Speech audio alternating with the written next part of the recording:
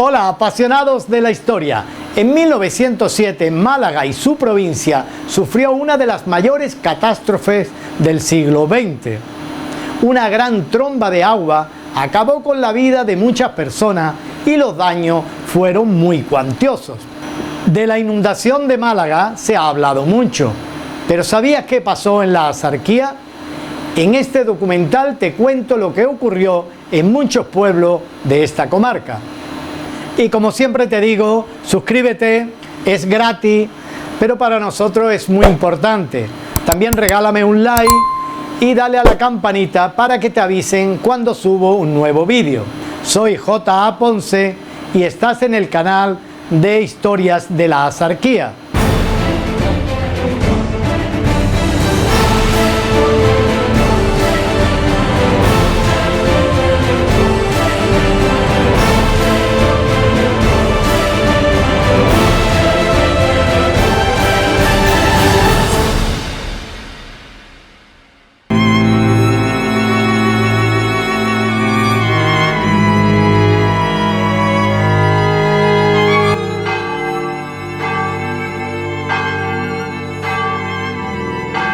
El tañido metálico, lúgubre y estridente de las campanas despertó al vecindario. ¿Quién pedía auxilio? La población entera, que desaparecía bajo un torrente de agua legamosa. No hay palabras para describir el desastre, ni colores habría para pintarlo. El silencio no puede transcribir el desastre, y en medio del silencio misterioso de la noche ocurrió, cuando más espantable era la oscuridad.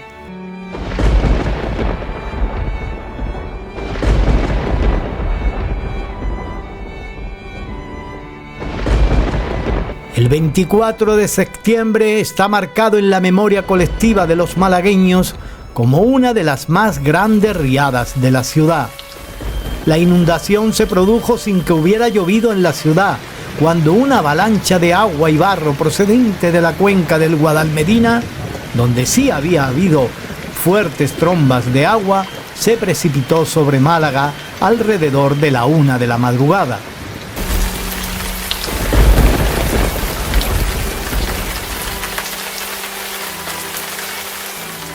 El muro de agua, fango y lodo derribó primero el antiguo puente de la Aurora, que obstruyó el paso del agua al quedar atascado en el puente de Santo Domingo, hasta que este último también cedió, repitiéndose la situación en el puente de Tetuán, situado río abajo y que fue el único que resistió, ya que el siguiente puente, el del ferrocarril, también fue derribado. El súbito aumento del caudal provocó el desbordamiento del río que inundó rápidamente los barrios del Percher y la Trinidad y muchas otras zonas bajas de la ciudad. Esta fue una de las mayores catástrofes que ha vivido la ciudad de Málaga en el siglo XX.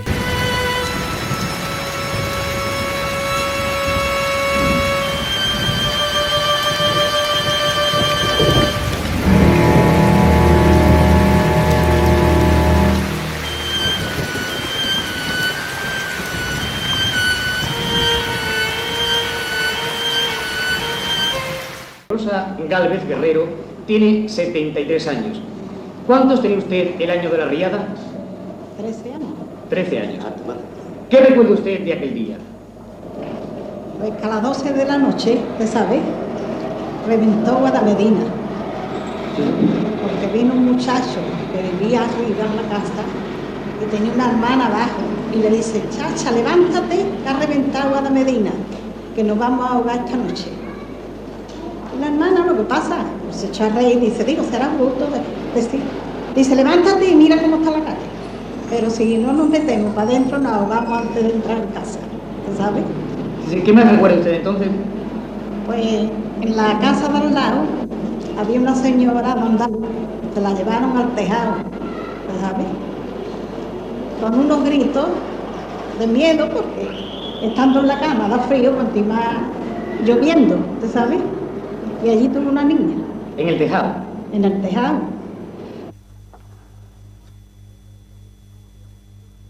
Bien, ¿cómo se llama usted? José Pérez Salido.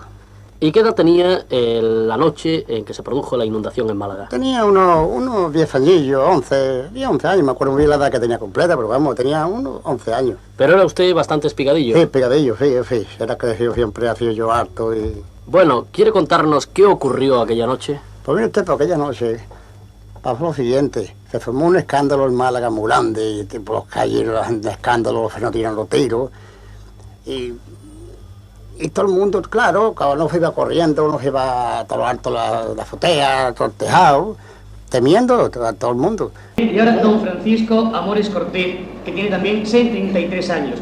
¿Qué recuerda usted de aquella fecha? Pues recuerdo perfectamente, serían las 10:30, 11 menos cuarto, pues pasé por el puente de Puerta Nueva. Puente de hierro que se lo llevó la riada, uno ese y otro de Santo Domingo. Porque no nos dejaron sin puente, vamos. Y yo notaba que había unos relámpagos por el lado de los montes, pero muy continuo, ¿no? Pero no llovía, nada, absolutamente nada. Pasó en mi sorpresa, llegué, me acosté. Y serían las 2:30, uno menos cuarto, uno ve la que se formó, lo que han dicho estos señores. Pito, la guardia civil a caballo, vi una alarma, las campanas de Santo Domingo también tocando, en fin, una cosa horrorosa. Y veíamos las tablas con el pan, porque aquí en el barrio había muchas panaderías, ahí lo hay, todavía, pero en fin, antes había más, y en fin, cosas horrorosas. El agua llegó a 3 metros, en esta casa, para mí es que pasaba de los 3 metros. Por los balcones. Entonces, con tal cantidad de lodo, tal cantidad de barro, ¿cómo se entraba a las casas? Por los balcones. Porque la cantidad de barro se quedaba como si hubiera sido este suelo.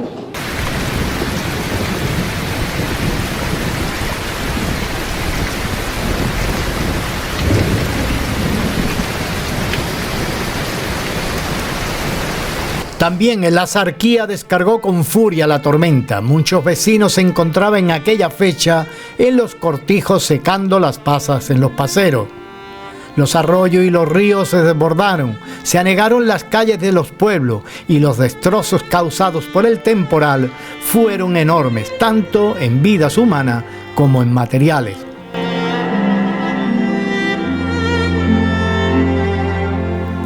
Las cajas de pasas arrolladas por el agua se calcularon en más de 500.000. Las obras del ferrocarril de Málaga a Torre del Mar, que estaban pendientes de su inauguración, sufrieron grandes desperfectos.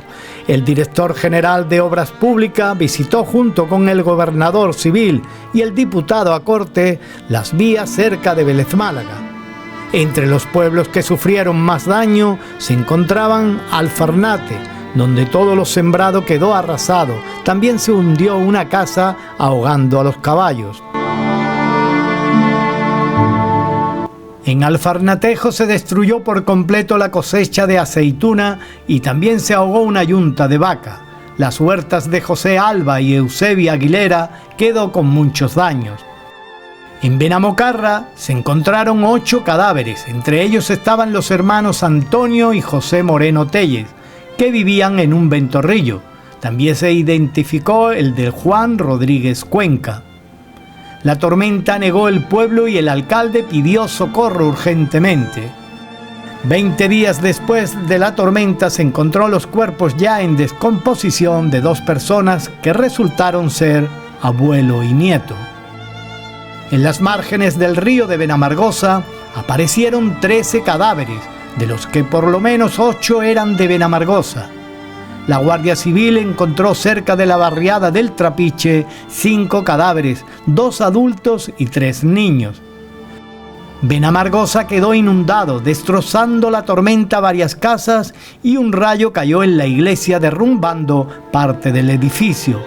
En algunas casas del pueblo el agua llegó a subir los 2 metros de altura. Las huertas al lado del río desaparecieron. En Cútar el panorama fue similar.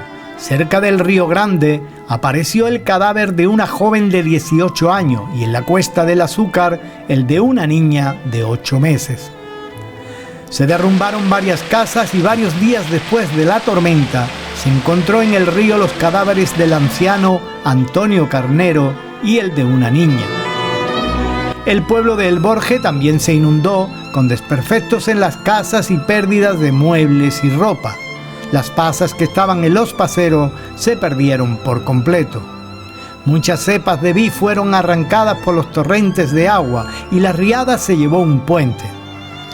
El alcalde de El Borje, Salvador Pérez García, calculó en 100.000 pesetas los daños producidos en el pueblo. Colmenar fue uno de los pueblos que más sufrió la tempestad de 1907, pues el agua destruyó más de 20 casas, quedando en estado ruinoso los barrios de Triana, Plaza de los Carros y la salida a la carretera de Granada. La cosecha de aceitunas y de pasas desaparecieron. Los perjuicios se estimaron en más de 250.000 pesetas. Según crónica del alcalde de Colmenar, se recogieron 27 cadáveres y se tenía la certeza de varios desaparecidos. Las aguas arrasaron el cortijo de José Párez, ahogando a las 5 personas que habían en el local. También se ahogaron la viuda de Antonio Montañés Ríos, su hijo y una nieta. Igual suerte corrió la conocida en el pueblo por la enamorada, sus 4 hijos y una niña que criaba, así como la apodada Pechicha y la mujer de Juan Mocorrino y sus 3 hijos. Río Gordo fue otro de los pueblos donde la tormenta hizo más estrago. El río que pasa junto al pueblo se desbordó, derrumbando 4 molinos de harina, los de la Alcoba, Virgen de Belén, La Valla y el de las Cuevas. También cayeron varios rayos, causando daños. Infinidad de casas fueron también destruidas, quedando su familia sin hogar, ni ropas, ni alimento. Para encontrar pan tuvieron los vecinos que recurrir a los pueblos vecinos. Las aguas se llevaron también mucho ganado, cabras, vacas y caballos. 2 puentes se hundieron, uno en el río y otro en el arroyo Montserrat. En el centro del pueblo las aguas destruyeron el almacén de ultramarinos, tejidos y quincalla de Salvador Castillo Ramos, sumergiéndolo en la miseria. Las víctimas mortales en este pueblo fueron 15, contándose un gran número de heridos. En Periana se desbordó el arroyo Zapata, derribando una casa. También el agua se llevó varios puentes y arrasó también un molino harinero, llevándose el ganado que tenía. Un rayo causó daños en la iglesia. La cifra de fallecidos fue de 4, entre los que se encontraban el de Francisco Díaz Molina y José Gavilán Gómez. Una de las noticias que más trascendió fue la destrucción del balneario de Vilo, que fue arrasado literalmente, llevándose y sepultando entre los escombros al entonces alcalde de Vélez Málaga, Francisco Mendal Igualada, que pasaba unos días de recreo en el establecimiento. También la tormenta se llevó al hijo del propietario del establecimiento. El joven de 20 años se llamaba Alfonso San Martín Moreno. Los responsables del rescate de los cadáveres fueron el comandante de la Guardia Civil Antonio Pino Jiménez y 5 guardias más, acompañados del secretario del juzgado de Periana, José Núñez García.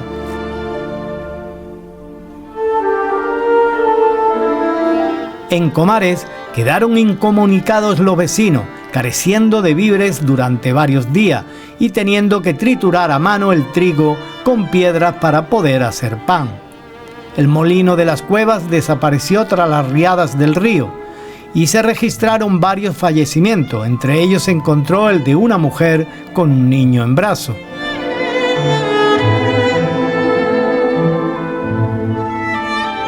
Vélez Málaga, capital de la comarca, tampoco se libró de las grandes inundaciones del 24 de septiembre. Durante toda la noche llovió copiosamente y el caudal del río creció de un modo imponente. Las huertas de la ribera del río se perdieron totalmente. La cifra de fallecidos ascendió a 23. Uno de los fallecidos fue el propio alcalde de Vélez Málaga, Francisco Mendal, aunque este falleció en el balneario de Vilo, en Periana. En la Alameda de Montoro se encontró 3 cadáveres entre un montón de árboles arrancados. El pánico se apoderó de los vecinos de estos pueblos y el ayuntamiento de Vélez sopesó la posibilidad de suspender la feria de San Miguel. Las playas de Torre del Mar no pararon de arrojar personas ahogadas. Se llegaron a contabilizar hasta 20 cadáveres.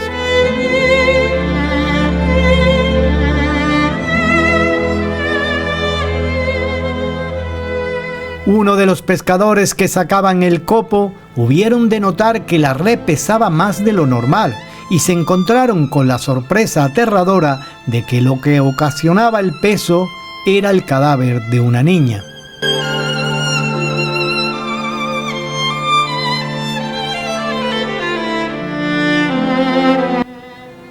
En los pueblos de Iznate, Torrós, Canillas de Aceituno, Alcaucín y Almáchar, los daños en la agricultura fueron muy cuantiosos. El día 17 de octubre, el rey Alfonso XIII visitó Málaga y también la Axarquía. La extensa niebla obligó al automóvil a quedarse a tan solo 1 kilómetro de Colmenar, pueblo objeto de su visita. Acompañado al rey iba Antonio Maura, presidente del gobierno. De la cantidad donada por el rey le correspondió a Benamargosa 200 pesetas, a Colmenar 210, a Periana 150, a Comares 120, Cútar 100 y Vélez Málaga 100 pesetas. En el reparto de la Diputación Provincial le correspondió a Benamargosa 100 pesetas, a Colmenar 1.250, a Comares 500 pesetas, a Cútar 400, a Periana 350 y Río Gordo 609 pesetas. Y bueno, si os gustó este documental, si queréis hacer una pregunta, una sugerencia, os pido que dejéis un comentario abajo, porque además entre todos los comentarios vamos a sortear este lote de folletines sobre la vida de los bandoleros de la Axarquía, escritas por un servidor. Y yo me despido hasta una nueva entrega.